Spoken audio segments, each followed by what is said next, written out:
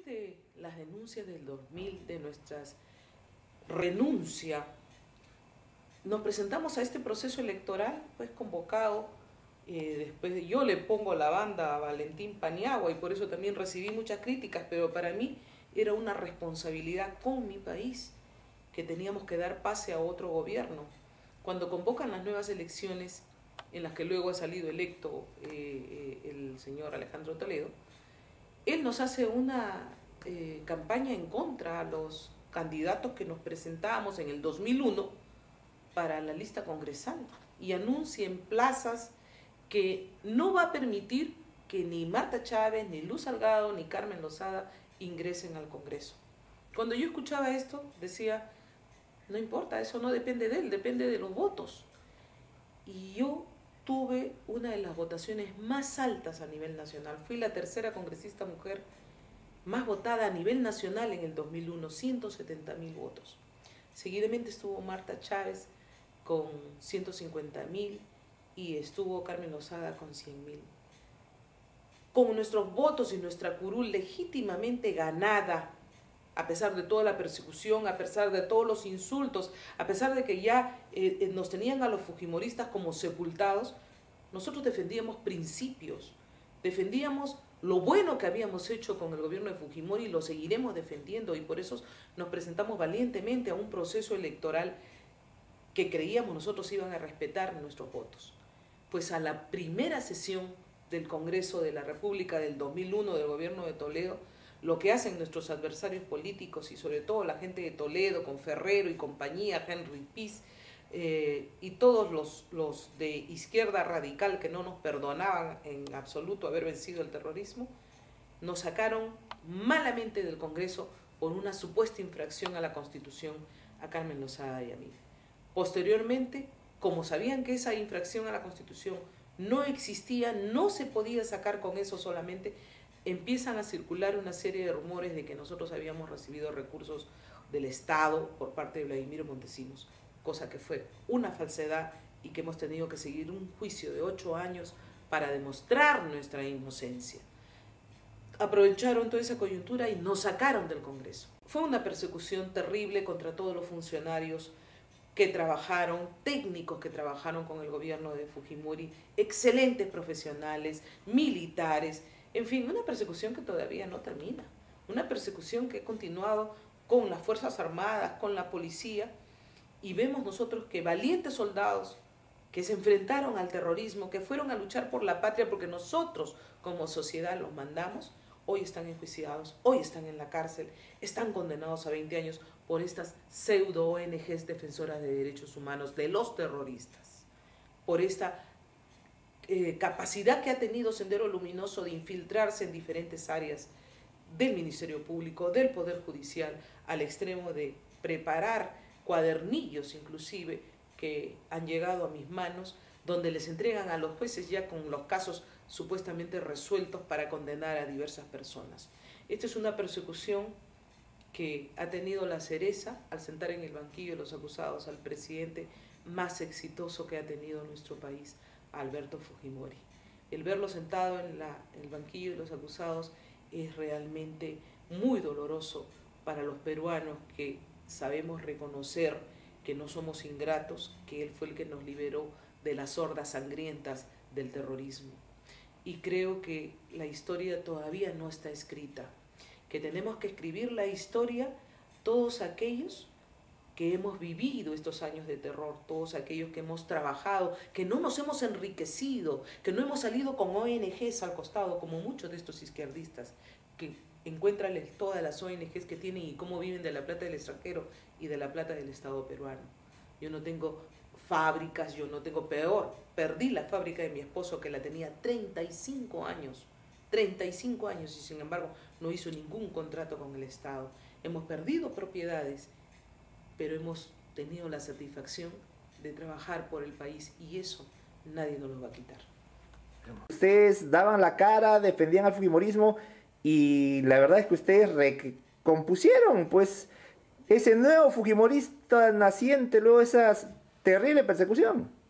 Sí, yo me acuerdo que cuando nos sacaron del Congreso, algunos atacaron a Carmen Lozada a su salida y a mí la gente de seguridad del Congreso me dijo, señora, espérese, que se vaya toda esa gente que la habían traído, es profesamente para insultarnos, para tirarnos cosas en la cara inclusive. Y yo esperé y mientras iba dando entrevistas a canales internacionales diciendo de la tremenda injusticia que estaban cometiendo con nosotros, porque prácticamente no me dejaban a mí solamente fuera del Congreso, dejaban a mis electores, a 170.000 electores, a los 100.000 y 150.000, más de medio millón de electores se los dejaban afuera sin ninguna representación. No les importó en absoluto, y así se llamaban demócratas, ¿eh? Yo me acuerdo que esa noche tan trágica, después de 8 horas de suplicio y de martirio, donde todos esos congresistas de ese parlamento nuevo nos insultaban sin siquiera conocernos, a mí me esperaban grupos de madres de familia, peruanos, jóvenes, que estaban en la puerta llorando junto con nosotros esa terrible injusticia y nos decían, estamos con ustedes, no nos dejen, estamos con ustedes y ustedes no están solas. Esa palabra tan linda que nos acompañó. Yo estaba con mi familia definitivamente, mis hijos, mi esposo, mis hermanas, mis padres me esperaban en la casa, pero en la calle era no están solas, no están solas. Y eso nos dio mucho ánimo para desde ese primer momento empezar a reunirnos con estas personas reconocidas de un trabajo limpio que se había hecho dentro del gobierno del presidente Alberto Fujimori. Es cierto, hubieron casos de corrupción, pero fueron encapsulados, fueron algunos cuantos, están allí y tendrán y han tenido sus sanciones correspondientes. Pero toda esa gran gente que trabajó al lado del presidente Fujimori para crear este nuevo Perú que hoy día ha gozado Toledo. ¿Se acuerdan cuando Toledo decía, voy a construir el segundo piso de lo que usted ha hecho, señor Fujimori? ¿Se acuerdan de eso? Pues bien, reconocían que habíamos cambiado, transformado el país. Se consolidó la paz con Ecuador. ¿Cuántos jóvenes no nos agradecían a nosotros que ya no tuvieran que ir a pelear a la frontera? Y cuánta gente que encontró trabajo a partir de las 7 de la noche, se abrieron restaurantes, centros comerciales, porque ya no habían las bombas para temer.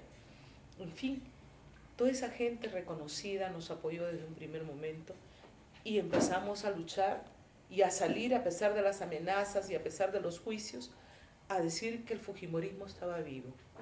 El fujimorismo vive, me acuerdo que pintaban en las paredes. La noche me acuerdo que fueron con varios jóvenes y mi esposo me dice, sácanos, porque estamos, que nos han agarrado. ¿Por qué? Porque hemos puesto el fujimorismo vive.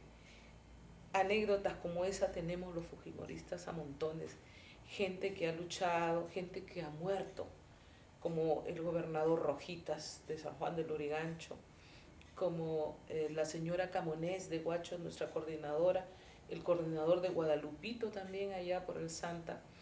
En fin, miles de personas que murieron y no es en vano, que saben que nosotros teníamos que resucitar este movimiento, esta fuerza que transformó al país y que tiene experiencia para decirles que tenemos todo el derecho para presentarnos en el 2011, porque hay toda una experiencia de trabajo acumulada, un esfuerzo conjunto con la población, que es lo más importante para ser partícipes a todo de esta gran revolución pacífica que se hizo en el país y que hoy día nos permite enfrentar la crisis internacional con mejores perspectivas que otros países. ¿Qué mensaje le dirías tú a esos jóvenes que por suerte no vivieron esa sanguinaria época de terror, pero han crecido influenciados por esa prensa pues totalmente parcializada, sesgada, e inclusive los textos escolares, ¿no? Que pintan de luchadores sociales y a esos terroristas? Estos jóvenes tienen que aprender a conocer la realidad. La corrupción siempre ha existido en nuestro país, no nace con el fujimorismo. Analicen los casos de Mantaro y Pachitea. Un buen estudiante que piensa con objetividad, que piensa en función del país, tiene que ser analítico, tiene que estudiar, tiene que revisar, tiene que documentarse. No puede parcializarse con algo que venga solamente de determinada fuente. Tiene que conocer todas las fuentes y sobre todo tiene que haber la tolerancia. Dentro de un sistema democrático, tú tienes que aprender a convivir con los diferentes sectores y de diferentes ideologías. Pues bien, nosotros somos un sector muy grande de la población peruana al que tienen que aprender a respetar, porque si no respetan, que no se jacten de ser demócratas, serán más dictadores de los dictadores que ellos creen conocer. ¿Dónde veremos a Luz Salgado el 2011? Bueno, siempre activando en política. No sé en qué lugar todavía, pero he dicho yo, sobre todo después de la sentencia de Alberto Fujimori, que voy a dedicarme a seguir luchando por reivindicar el nombre de una persona que cambió la historia del país. Vamos a defender a menos que nos corten la vida, no nos van a poder callar.